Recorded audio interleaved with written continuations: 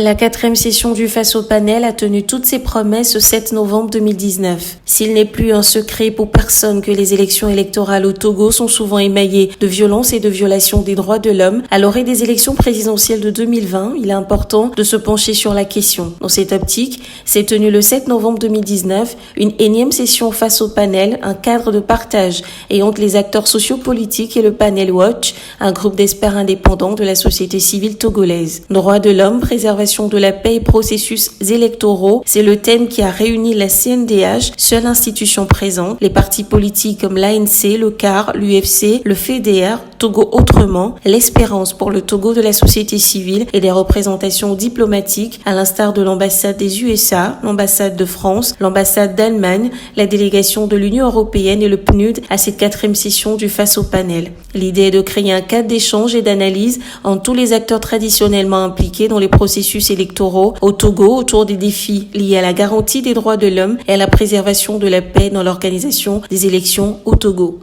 Le cadre qui a été créé est un cadre ad hoc qui permet aux acteurs d'échanger sur des défis qui sont des défis auxquels est liée l'organisation des élections dans le pays, notamment en termes de violation des droits de l'homme et en termes de préservation de la paix. Donc il s'agissait d'amener ces acteurs-là à comprendre ces enjeux et à œuvrer ensemble afin que les tensions puissent être dissipées et que les conflits puissent être prévenus, de sorte qu'on ne puisse pas, à l'orée de ces élections, encore parler de mort dans notre pays. Donc c'est un travail de prospection et un travail de prévention que nous sommes en train de faire et c'est ce message. Centré essentiellement sur les mesures à prendre pour éviter les violences lors des prochaines élections présidentielles, la CNDH, au cœur des débats, invite les différents acteurs politiques à œuvrer pour la préservation de la paix. Dans ses recommandations à leur endroit, l'institution étatique a exploré la responsabilité qui incombe à chaque acteur, notamment le gouvernement, le Parlement, la population, la société civile, la CENI, la presse, la HAC et la Cour constitutionnelle. Pour la réussite d'un scrutin paisible et non émaillé de violation des droits de l'homme, la CNDH émet le vœu que chaque acteur puisse jouer convenablement son rôle.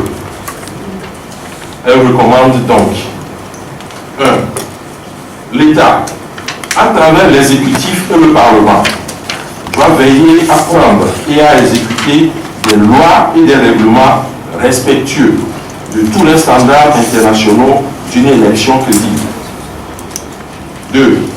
Les citoyens doivent accomplir leur devoir de tolérance et de responsabilité vis-à-vis des autres citoyens.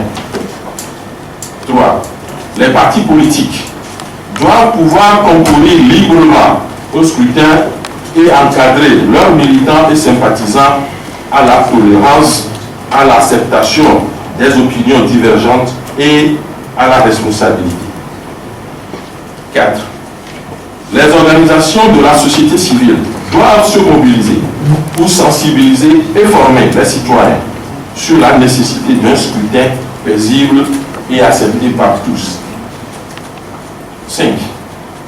La CENI doit parfaitement œuvrer à organiser un scrutin libre et transparent. Elle doit veiller à ce que le vote soit véritablement libre, honnête et que les candidatures soient totalement libres. 6. La presse, tant publique que privée, doit s'exercer davantage avec professionnalisme à son rôle d'information et de formation de l'opinion. 7. La HAC doit veiller à ce que tous les candidats bénéficient d'un égal accès aux moyens d'information et que les médias ne deviennent pas un instrument d'appel à la haine et à la violence. 8. La Cour constitutionnelle doit œuvrer au contrôle de la régularité du scrutin et à la gestion contradictoire des contestations. Et enfin, 9. Que tous les acteurs politiques signent un code de bonne conduite pendant cette période électorale. Que tous les partis politiques élaborent un code de bonne conduite qui sera signé et respecté par chacun. Cette recommandation, qui semble être épousée par certains, n'a pas trouvé écho chez d'autres. Pour Nouvelle Vision du Dr Robinton et Togo Autrement de Fulbert Atisso, la signature d'un accord de bonne conduite ne heurte pas leur sensibilité.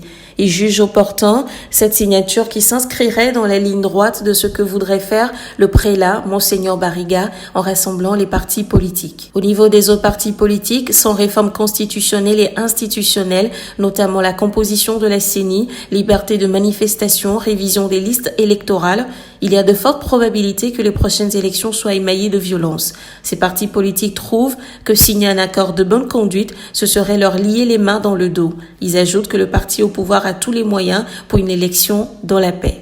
Si les Togolais voient encore leur droit être violé au cours d'une élection, moi je n'irai pas leur dire de ne pas réagir. Ne demandez pas aux partis politiques de dire si demain sera meilleur. Si les élections ne sont pas transparentes et si les Togolais veulent se battre pour que leurs voix soient prises en compte, qui va les empêcher ça? En tout cas pas moi. Donc, si nous voulons que demain soit meilleur, travaillons à ce que les conditions d'organisation des élections soient transparentes. Dans la perspective de la présidentielle de 2020, il urge pour ce groupe d'experts indépendants de recueillir les recommandations des acteurs sociopolitiques pour garantir la préservation de la paix, la protection des droits de l'homme durant le processus électoral. Tous les acteurs devront donc œuvrer pour la préservation de cette paix lors des prochaines élections. Ainsi, le Togo ne connaîtra plus ces violences aux conséquences incertaines pour la population surtout.